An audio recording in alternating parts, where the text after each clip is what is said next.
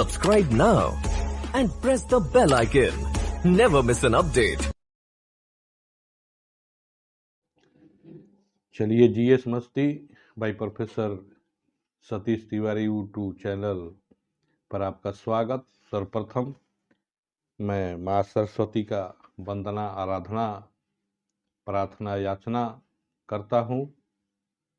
तो चलिए हम जो पिछले वीडियो से लगातार प्रस्तुत करते आ रहे हैं बीएड से संबंधित पाठ्यक्रमों की जो परीक्षा में अति महत्वपूर्ण प्रश्न आने वाले हैं, जो गेस क्वेश्चन हैं, जो अनुमानित प्रश्न हैं उनसे संबंधित।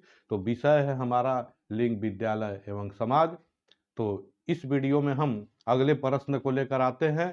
प्रश्न है विद्यालय का अर्थ एवं परिभाषा बतावें और लैंगिकता हेतु शिक्षा में विद्यालय की भूमिका का वर्णन करें।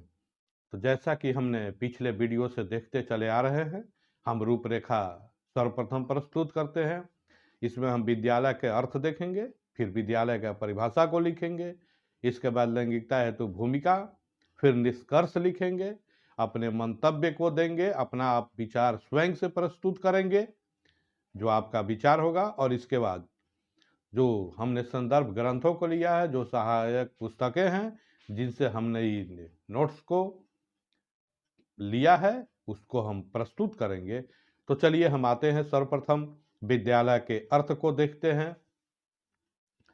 तो विद्यालय का दो अर्थों में हम वर्णन करेंगे, पहला शाब्दिक अर्थ, दूसरा व्यापक अर्थ। शाब्दिक अर्थ देखते हैं, शाब्दिक अर्थों में विद्यालय का क्या अर्थ होता है। तो विद्यालय वह स्थान है जहां शिक्षा ग्रहण की जाती है। विद्यालय ऐसी संस्था है जहां बच्चों का शारीरिक, मानसिक, बौद्धिक एवं नैतिक गुणों का विकास होता है।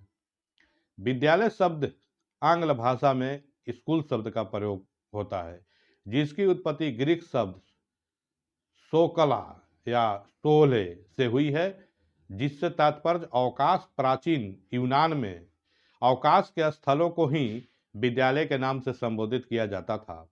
अवकाश काल को ही आत्म विकास समझा जाता था। धीरे धीरे यह अवकाश स्थल एक निश्चित उद्देश्य तथा पाठ्यक्रम का ज्ञान प्रदान करने वाली संस्थाएं अर्थात स्कूल बन गए। विद्यालय विद्यार्थियों के प्रतिभा के विकास का महत्वपूर्ण साधन है। राज्य के आदर्शों एवं विचारधाराओं के प्रचार एवं फैलाने के लिए विद्यालय महत्वपूर्ण साधन है। विद्यालय एक ऐसा मंदिर होता है जहां से हम ज्ञान अर्जित करते हैं और उस ज्ञान का उपयोग किसी समस्या का निवारण करने और एक अच्छा इंसान बनने में होता है। अब हम व्यापक अर्थ में देखेंगे विद्यालय का अर्थ। व्यापक अर्थ में विद्यालय समाज का लघु रूप है, सद्भावना, प्रेम तथा विश्व शांति का केंद्र है। विद्यालय ईंट की बनी इमारत नहीं है जिसमें विभिन्न प्रकार के छात्र एवं शिक्षक होते हैं। विद्यालय बाजार नहीं है जहां विभिन्न योग्यता वाले अनुच्छुक व्यक्तियों को ज्ञान बेचा जाता है।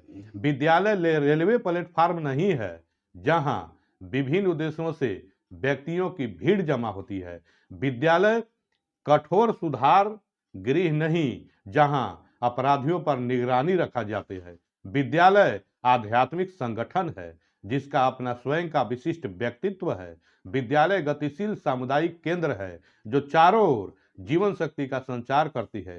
संक्षेप में विद्यालय एक सुखी परिवार, एक पवित्र, एक सामाजिक केंद्र, लघु रूप में एक राज्य एवं मनमोहक वृंदावन है। परिभाषा देखेंगे हम विद्यालय का। केसी ओटावे के अनुसार सर्वप्रथम देखेंगे, विद्यालय को एक ऐसा सामाजिक आविष्कार समझना चाहिए जो कि समाज के बालकों के लिए विशेष प्रकार का शिक्षण प्रदान करने के लिए हो। अगला परिभाषा देखेंगे रॉस के अनुसार, विद्यालय वे संस्थाएं हैं जिनका सभ्य मानव ने इस दृष्टिकोण से स्थापित किया है कि समाज में सुव्यवस्थित तथा योग्य सदस्यता के लिए बालकों की तैयारी में सहायता मिले। अगला है जॉन डेवी के अनुसार, विद्यालय एक ऐसा विशिष्ट वातावरण है जहां बालक के वांछित विकास की दृष्टि से उसे विशिष्ट क्रियाओं तथा व्यवसायों की शिक्षा दी जाती है। अगला आगे देखेंगे हम अब लैंगिकता है तो विद्यालय की भूमिका। तो विद्यालय को समाज का लघु रूप माना जाता है। विद्यालय के बिना किसी भी बालक का सर्वांगीण विकास नहीं हो सकता। विद्यालय लिंगीय भेदभाव तथा स्त्रियों के प्रति हिंसात्मक व्यवहार को समाप्त करता है। लैंगिक समानता लाने में विद्यालय निम्न प्रकार भूमिका अदा करता है। पहला, संपूर्ण व्यक्तित्व का विकास।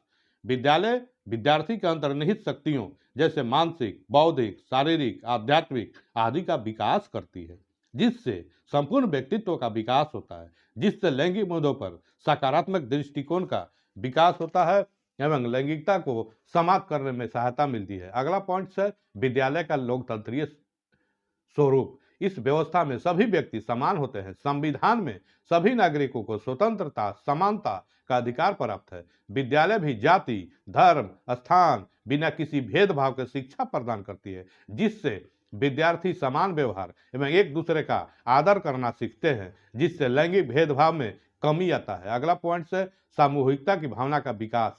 विद्यालय जाति, धर्म, लिंग के बिना सभी के विकास हेतु कार्य करता है। इस प्रकार एक दूसरे के सहयोग से भावी जीवन में साथ साथ काम करने एवं जीवन यापन कला का विकास होता है तथा लिंगीय भेदभाव कम होते हैं। अगला पॉइंट से सहशिक्षा की व्यवस्था। सहशिक्षा के द्वारा बालक एवं बालिका एक साथ शिक्षा ग्रहण करते हैं, जिससे सहयोग की भावना, साथ ही एक दूसरे के गुणों को जानना तथा समस्याओं को समझने का विकास होता है। इस भावना से भेदभाव का जन्म नहीं होता, जिसमें बालक बालिका दोनों को सम्मान एवं सुरक्षा एक जैसा मिलता है, जिससे लिंगीय भेदभाव की भावना नहीं पनपती। अगला पॉइंट से व्यक्तिगत विभिन्नता। प्रत्येक बालक बालिका एक समान नहीं होते, इन दोनों में व्यक्तिगत विभिन्नता का सिद्धांत लागू होता है, इससे लिंगीय भेदभाव नहीं पनपता। अगला वयस्क शिक्षा की व्यवस्था। वयस्क शिक्षा निरक्षर को साक्षर बनाकर समाज में जागरूकता लाता है, जिससे बालक बालिका दोनों को एक समान समझा जाता है। अगला है शिक्षण उद्देश्य, पाठ्यक्रम, अनुशासन, शिक्षण विधि द्वारा सभी बालक बालिका के लिए शिक्षा का उद्देश्य एक जैसा होता है। साथ ही पाठ्यक्रम में बालिकाओं की रुचियां, स्त्रियों की धैर्य तथा वीरता का कथा एवं उपलब्धि का वर्णन होता है। सामाजिक अनुशासन के द्वारा बालिकाओं का आदर किया जाता है। अगला है व्यवसायिक शिक्षा। विद्यालय में बालक और बालिकाओं का रुचि एवं आवश्यकता के अनुसार व्यवसायिक शिक्षा की व्यवस्था की जाती है, जिससे लैंगिक भेदभाव में कमी आती है। अगला है मनोवैज्ञानिकता पूर्ण वातावरण। विद्यालय अपने इस वातावरण से सुरक्षा का भाव विकास कर सकता है, जिससे लैंगिक भेदभाव कम होता है। प्रशिक्षित शिक्षकों की नियुक्ति। तो ये है पॉइंट्स। अब हम निष्कर्ष को देखेंगे अंत में। इस प्रकार विद्यालय समाज का एक छोटा रूप है। विद्यालय ऐसा जगह है जहां हम जीवन का सर्वांगीण विकास करते हैं। विद्यालय व्यक्ति का सर्वांगीण विकास, विद्यालय द्वारा व्यक्ति का सर्वांगीण विकास होता है। पर वर्तमान समय में विद्यालय के कर्तव्यों में भी कुछ कमियां महसूस की जा रही है, जैसे बालक का नैतिक एवं संस्कार युक्त शिक्षा की कमी। वर्तमान में विद्यालय शिक्षा बाजारोन्मुख एवं व्यवसायिक स्तर पर सिमटती जा रही है। बालक अपने कर्तव्यों से विमुख होते जा रहा है। इस प्रकार इन सारी बातों पर हमें ध्यान देना होगा। अब हम आगे देखेंगे संदर्भ ग्रंथ, जिसमें SP सुखिया, गुरशरण दास त्यागी और प्रतिमा त्रिपाठी। इस प्रकार ये प्रश्न का उत्तर समाप्त होता है। जय हिंद।